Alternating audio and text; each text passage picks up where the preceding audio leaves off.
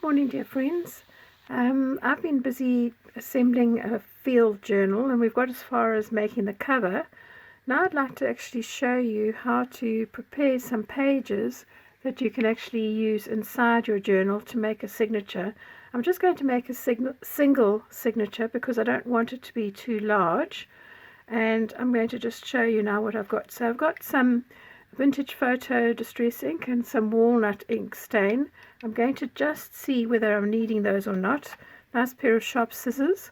I'm going to use some of this jute twine to actually sew the signature into the book. And then I have a selection of different papers, but if you just bear with me, this was the cover that we made. We made a faux leather cover. We've got a map inside, and so I have all of these pages, so let me show you what they look like. This here is a piece of mulberry paper which was white, and I just tea dyed that so that I've actually got a nice sort of almost sepia color. I've got a couple of these pages where they were just from an exercise book, but no, it wasn't an exercise book, sorry. This was some mixed media paper, and I picked some leaves and I pressed them here, and you can see these lovely outlines on them, which I'm really pleased with. Once I had pressed them, the juice from the leaves had seeped through, so then I dipped them into a solution of water with a little bit of rusty nails in there that I'd let stand, and that gives you these lovely black outlines. This is just a piece of diary page. It was coffee dyed. I've got a couple of pieces of vellum. This was another leaf pressing which had been dipped with the rusty nail solution. I think I'm going to do a video on that because it's actually quite a nice technique. A bit of graph paper that's been in coffee. Another piece of vellum. This was quite a lot of seepage from the leaves on this one because these were pelargonium leaves and they seem to have just exuded a lot of moisture. That's why I've got more marks, but I don't worry about that. This is a piece of handmade paper that's got little petals in it, and although it's not the same size as the others, I'm still going to use that. Some vellum. And look at these lovely outlines of these leaves. This was from a rose. You can almost even see the little thorns here, so pleased. And then I've got this piece of handmade paper. This is made with paper pulp. I brought this back from South Africa. I'm not happy with the color as it is, but I'm going to see if I can change it with some of the inks that I've got. So let me start with that one and see. I think I want a more brown tone, so I'm going to take then the walnut stain, and all I'm going to do is just swipe it across just to see if I catch the tops. Yeah, that's working nicely. Can you see how it's pushing this sort of pinky red color to the background? Just swiping it across just to subdue it. Let's turn it this way around. And I'll do this on both sides because obviously I'll see both sides of the page in my journal. You can go in different directions as well just to pick up a little bit more of the brown. And let me do this page. It'll be a slightly different finish because the surface that this is on is where the paper was put onto the mold, so it's a smoother surface. It doesn't have as much texture, but again it's just taking away that really sort of pinky color which doesn't really tie up with my journal. Then I'm going to ink the edges. Oopsie. I'm just going to ink the edges. I'm just simply going to swipe my ink pad across just to give it that nice weathered look. I love these rough edges here from when it was in the decal in the mold. And if you've ever tried making handmade paper, you'll just know that each sheet is a joy because they're all so different. And I've made it with carrot tops, with onion skins, with beetroot. We've done it with shredded paper, shredded maps. We've done all kinds of things that we've added in, various kinds of glitters and other materials. Like I had some shredded maps that I put in as well at one stage, which was really nice. So I'm happier with that, and it does tend to tie in with this journal cover a little bit better. I'm not 100% certain I'm going to use it. Anyway, so for the rest of it, I think with some of these pages I'm going to do a bit of inking around the edge. I'm not going to do this one because it's very soft and flimsy. I think I'm probably going to just do a swipe around some of these pages. And I'm not going in heavy-handed, I just really want to catch the edges. just to soften that whiteness. It's just brings it all inwards rather than focusing outwards. So I'm going to continue doing this on all these pages, and then I'll come back to you so that we can assemble this together. So I've just about finished inking all the pages, and I thought I'd just like to show you the contrast in the page that has not been inked with that has, and just explain to you sometimes why we do it if you're new to doing junk journals and art journals. So this page here hasn't been inked at all around the edge, but this one has, and you can see it has grunged up the edges nicely, and instead of having this stark really new feel, it's actually brought it all together. I've inked on both sides, and the difference is actually quite remarkable. So you'll see that it gives you a much more old world kind of feel. The other thing that's really nice to be aware of, especially if you don't know about colors and things, is that by taking a single color, and in this case it's the walnut stain ink, I've actually distressed around all my pages, which means that despite the fact that all my pages are made with different kinds of papers and different colors, this one color that's around the edges kind of brings it all together and gives it a little bit of harmony within the journal. So let me just ink up the last page and we'll start assembling the book. Okay, so my pages are all inked now, and they have all been folded, which is a good thing. And for the next step of assembling the signature to be able to put it into the book, I'm going to need a pencil and a little pokey tool. If you haven't got a pokey tool, you could always take a needle and just glue it into a cork, or find something that you could use. You get things at the hardware store called an awl, which also has a little hole that you use for making just a start for screwing nails and things into wood. And then I'm going to need just a pair of scissors. So what I've done with my signatures top page is I found the center point, and then I've measured 5 centimeters on either side so that I know what I'm going to do. So this is going to be a 3-hole pamphlet stitch, 3 holes and just joining it all together. And I've made the same markings. I've just done them in a black marking pen here so that you can actually see. So I'm going to start off with checking that my pages are nicely positioned. So I've got equidistant there. Most of my pages are the same sort of size.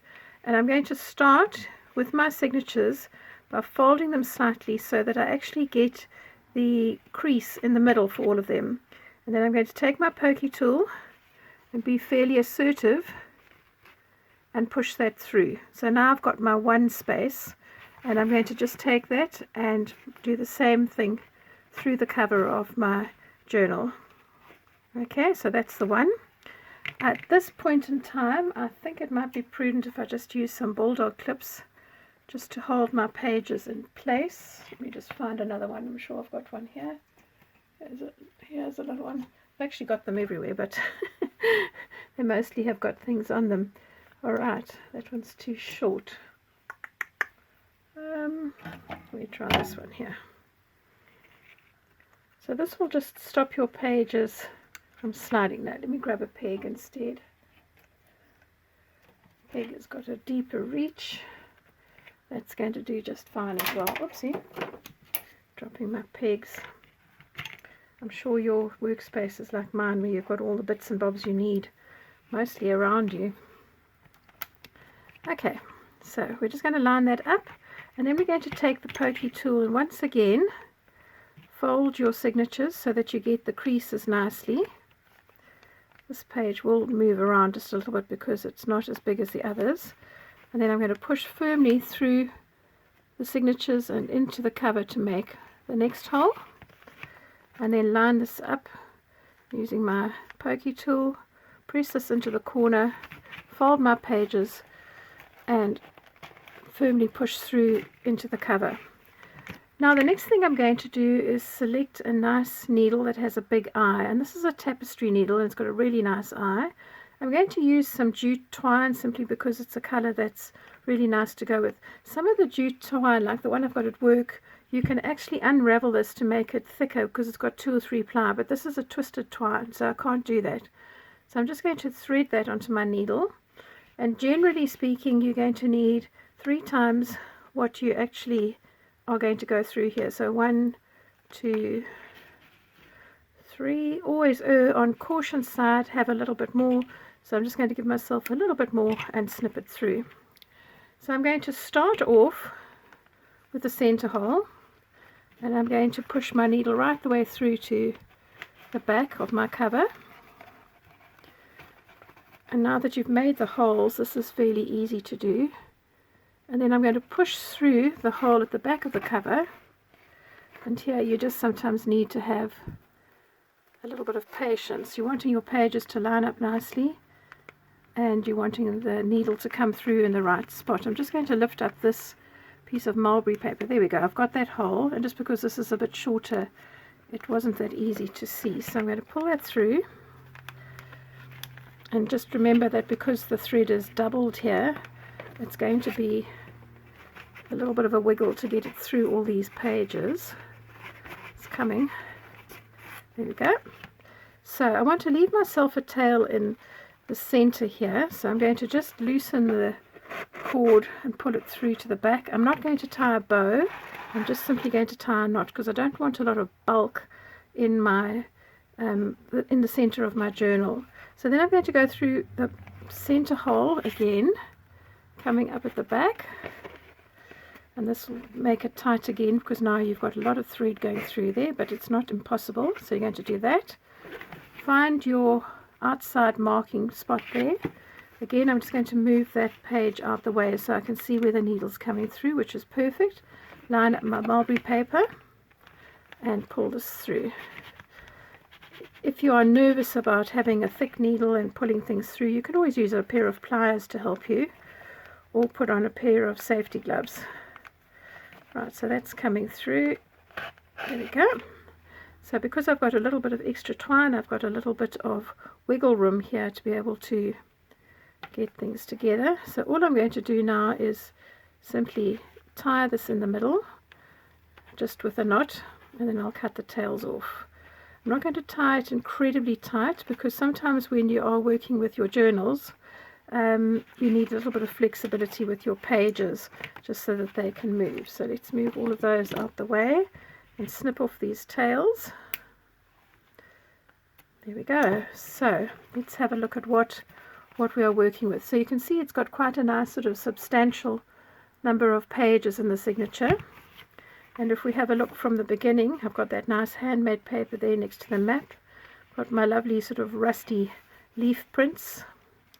I've got some vellum, which is always lovely on a page because it gives you that sort of veiled feeling. It's just misty and I love it. My handmade paper, and again I've got some more of these rusty prints. Coffee dyed paper, rusty prints, vellum, coffee or tea stained graph paper would work, more prints, vellum, and my mulberry paper, which I just love the softness in it. I think why I chose this to go in the middle was because you don't see immediately what's underneath, and it's just an element of surprise. And then here we go. If we go just through to the back, you can see how lovely these are. And your junk journals are all about layering up things, you know. So with the cover here, we've started with brown paper and we crumpled it up and we put on one color and then we put on another color, and then we used some waxy cream to put on there just to make it a little bit more substantial. And I'll link that video below. And you've got all your lovely colors from your maps, which give you tonal range, and then all of these papers which just add a little bit of surprise to everything. Nice sort of color combinations, pages. But here, if I start layering on top of these, I've already got a background that looks as though it's been out in the field, so I've got a really nice way to go and work with. So that is assembling the signatures for this lovely book. All these lovely pages inside. Can't wait to show you what I'm going to do in there. I will link up the video of how to make the cover for you in the description box below. Thank you so much for joining me, and really feel encouraged to get on and do one of your own journals. Please leave me a comment if you would like me to cover anything, and consider subscribing to my channel. Bye for now.